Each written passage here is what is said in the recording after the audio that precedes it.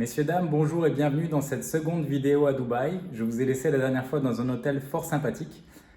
Entre-temps, j'ai fait des réservations de petits appartements sur booking.com parce que c'était à la dernière minute. Les réservations de mon hôtel arrivaient à terme et après c'était plein, donc j'ai pas pu renouveler. Donc j'ai réservé des trucs de dernière minute, des petits appartements dans le même quartier. Première réservation, elle est confirmée. 5 minutes après, je reçois un message du propriétaire me disant « Désolé, en fait, l'appartement était déjà réservé, on a fait du overbooking, tout ça. » Il me demande d'annuler moi-même. Et je dis « Mais non, mais si j'annule moi-même, je vais me prendre des pénalités, je vais perdre 50% du montant de la réservation ou une connerie comme ça. C'est vous qui avez fauté, c'est à vous d'annuler cette réservation. » Bref, ils ne veulent pas le faire parce que sinon, c'est eux qui vont être blacklistés ou au moins prendre une pénalité.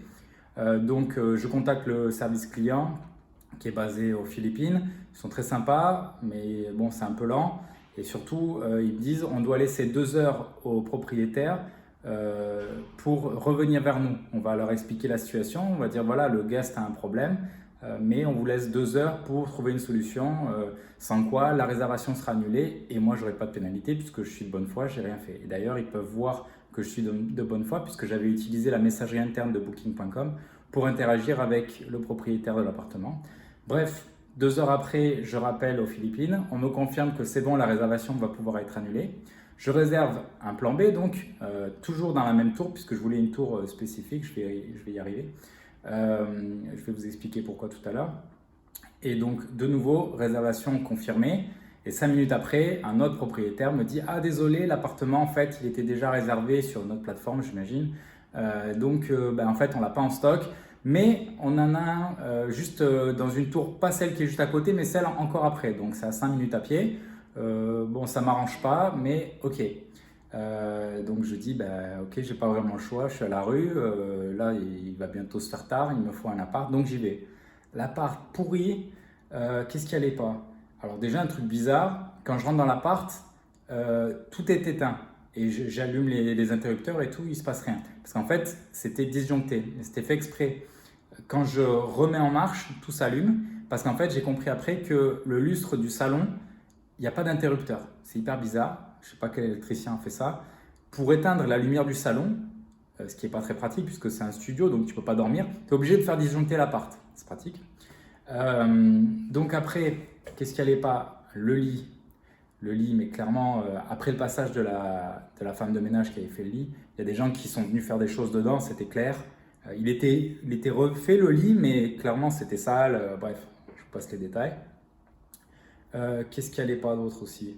Enfin, il n'y avait rien qui allait. Ah oui, les rideaux, certes, ils sont occultants, mais la fenêtre est plus grande que les rideaux. Donc le jour, il passe quand même. La fenêtre, elle ne ferme pas bien, donc on entend la rue. Bref, c'était invivable. J'ai pas voulu dormir dans le lit parce que clairement il s'était passé des trucs dedans. Et puis je me sentais pas bien dedans, ça grattait et tout. Donc j'ai dormi sur le canapé. Le canapé, il n'y avait pas de couverture puisque la couverture était sur le lit qui était dégueulasse. Donc en fait, j'ai dormi sur le canapé avec mon drap de plage, ma serviette de plage comme drap. Voilà, donc super. Le lendemain, j'étais censé rester là, mais j'ai réussi à négocier avec le propriétaire pour qu'il me donne un autre appartement dans la même tour qui là était beaucoup plus grand et mieux, beaucoup mieux. Bref, mais bon, c'était 2 nuits assez compliquées. Et en fait, la nouveauté, c'est que aujourd'hui, j'emménage dans mon nouvel appartement. Donc là, on est lundi 15 avril. C'était la première journée de formation au travail. Et du coup, je profite de cette vidéo pour vous montrer mon nouvel appartement avec qui je serai en colocation. Donc, nous avons ici une cuisine. Donc, la porte d'entrée est là.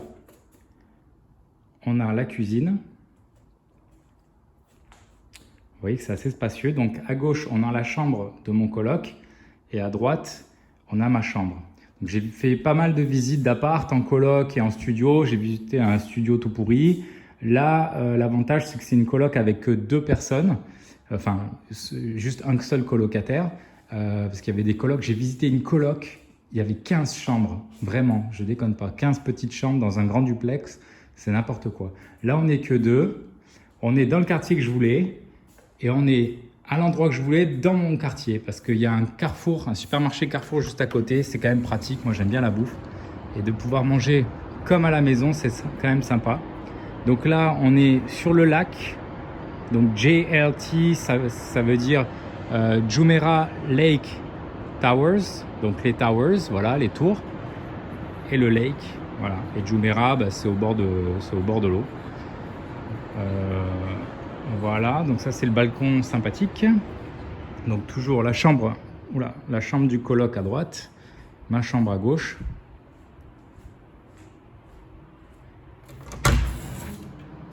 Voilà donc ma chambre. Bon là c'est bruyant parce que j'ai les sous ouverts, mais en fait c'est pas si bruyant que ça. Vous voyez, voilà.